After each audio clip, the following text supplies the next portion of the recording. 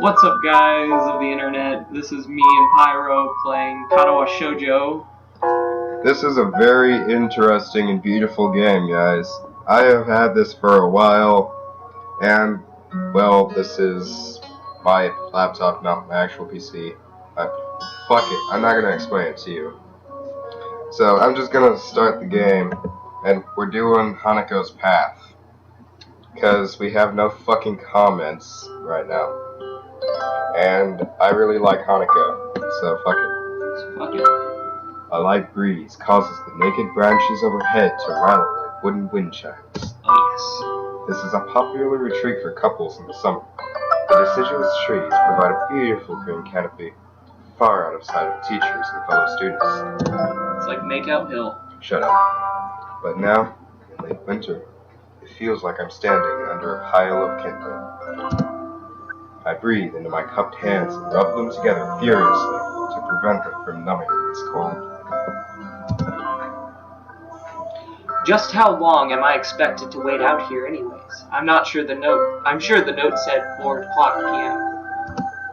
Ah yes, the note. Slipped between the pages of my math book while I wasn't looking.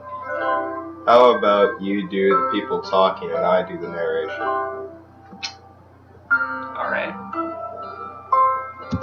I think there's more people talking. I don't know, it's kind of like this, but as far as cliches go, I'm more of a fan of the litter in the locker. But at least this way shows a bit of initiative. As I ponder the meaning of the note, the snowfall gradually thickens. The snowflakes silently falling from the white painted sky are the only sign of time passing in this stagnant world. Their slow descent upon the frozen forest makes it seem like the time has slowed to a crawl. Like I'm in Mr. Rogers' neighborhood. I have no idea what that is. The rustling of dry snow underfoot startles me, interrupting the quiet mood. Someone is approaching me from behind. Hisao, you came. As hesitating, barely audible question. However, I recognize the owner of that dainty voice instantly. I feel my heart skip a beat. It's a voice I've listened to hundreds of times, but never as more than an eavesdropper to a conversation. I turn to face this voice, the voice of my dreams, and my heart begins to race.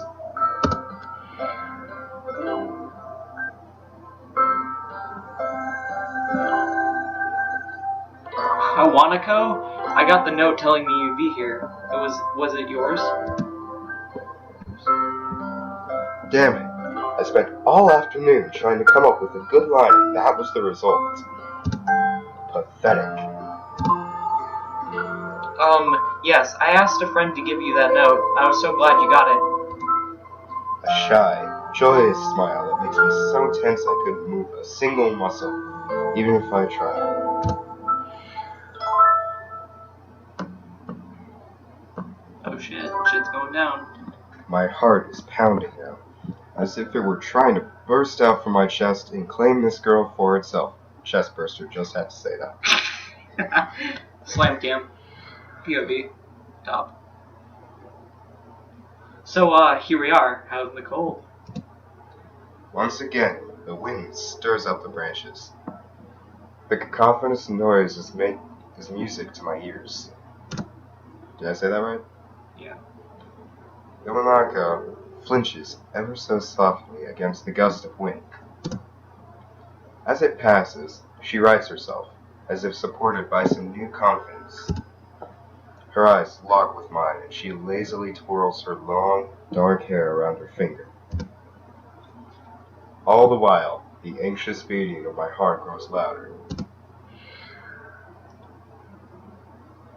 My throat is tight. I doubt I could even force a word out if I tried.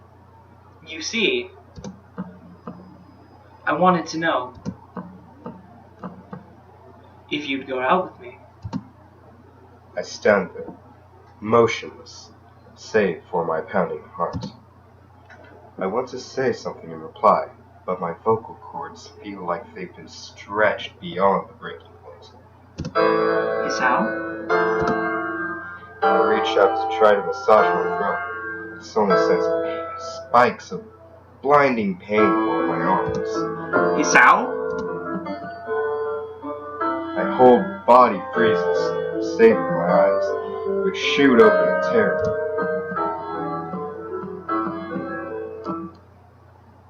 Hisao! Your voice cracked. I know. And don't make that fucking tongue thing. You know she wants it. You fucking pervert. The beating in my chest suddenly stops, and I go weak at the knees. Not like I can really judge you, I'm one myself, and proud of myself by it. The world around me, the canopy of bare branches, the dull winter sky, Hanako running towards me. All these fade to black. The last things I remember before slipping away are the sounds of Hanako screaming for help in the incessant clatter of the branches above. This is the start of his new life. Oh my god, this game is fucking beautiful, guys. 10 out of 10. What play again? Shut up. Fuck you, Dick. No, seriously, this game is like heart-wrenching.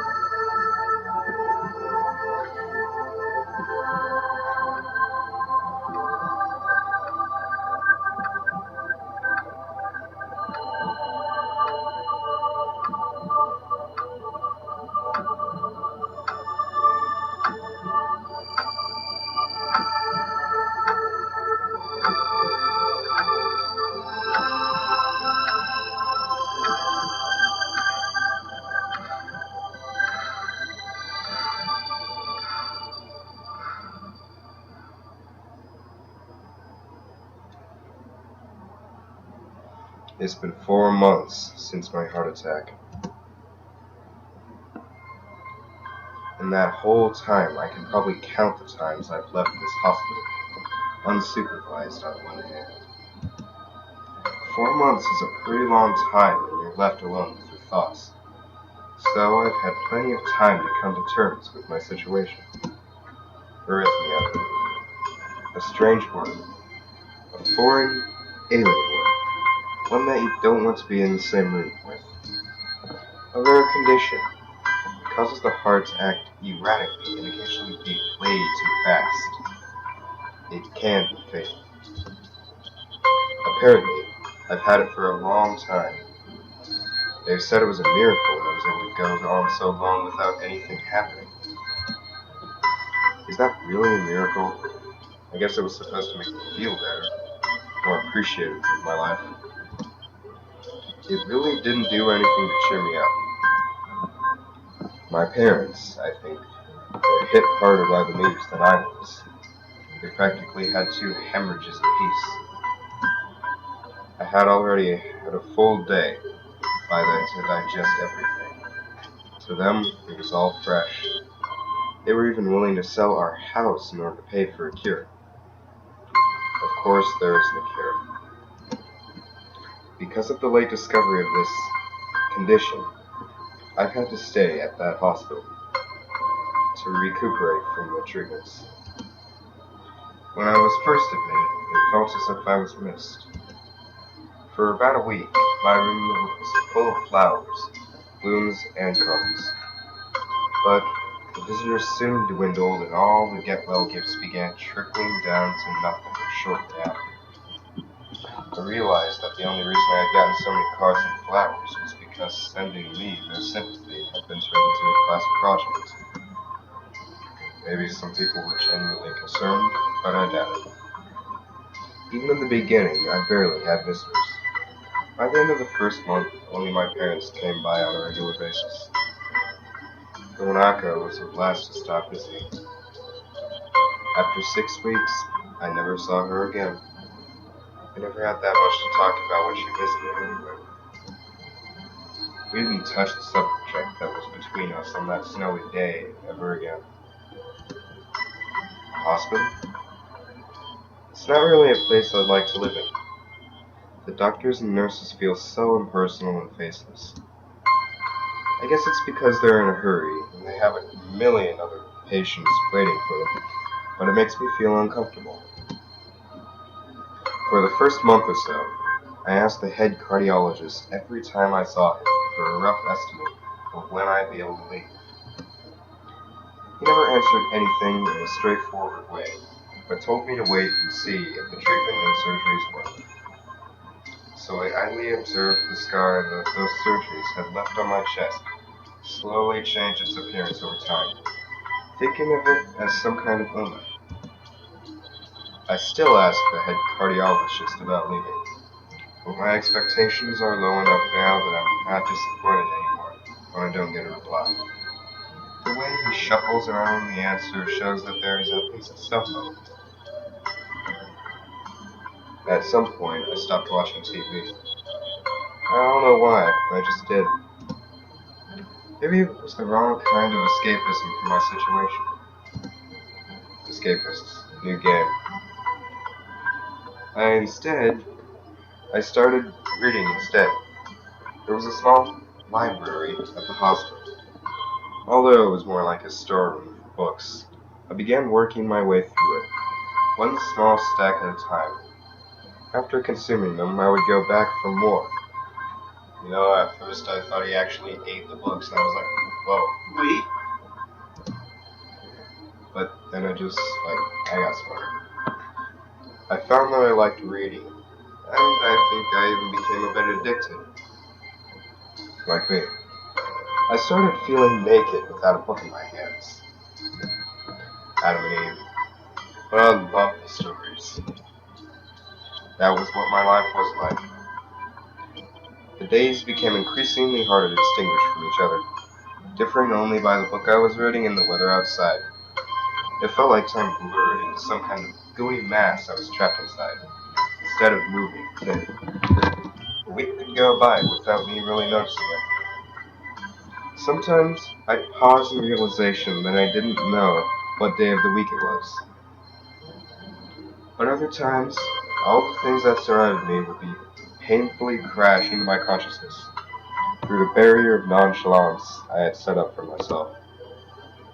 The pages of my book would start to feel sharp and burning hot, and the heaviness in my chest would become so hard to bear that I had to put the book aside and just lay down for a while, looking at the ceiling as if I was going to cry. But that happened only rarely, and I couldn't even cry. To the day the doctor comes in and gives me a smile. He seems excited, but not very. It's like he's trying to make an effort to be happy on my behalf. My parents are here. It's been a few days since I've last seen them. Both of them are even sort of dressed up. Is this supposed to be some kind of special occasion?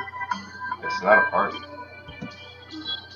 There's this ritual the head cardiologist has. He takes his time sorting out paper with buck. How do I go back again?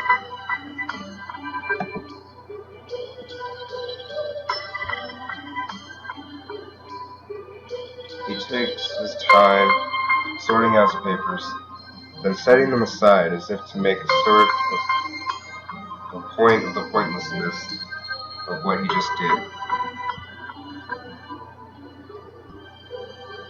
Then he casually sits down on the edge of the bed next to mine. He looks me in the eyes for a moment. Hello, Katawa. How are you doing today? I think that's all the time we have today. Stroller wanted to say some shit. Subscribe if you like, comment down in the comment section if you want to tell us something, and check out my Tumblr, which is Toasty694. Toast694. See you.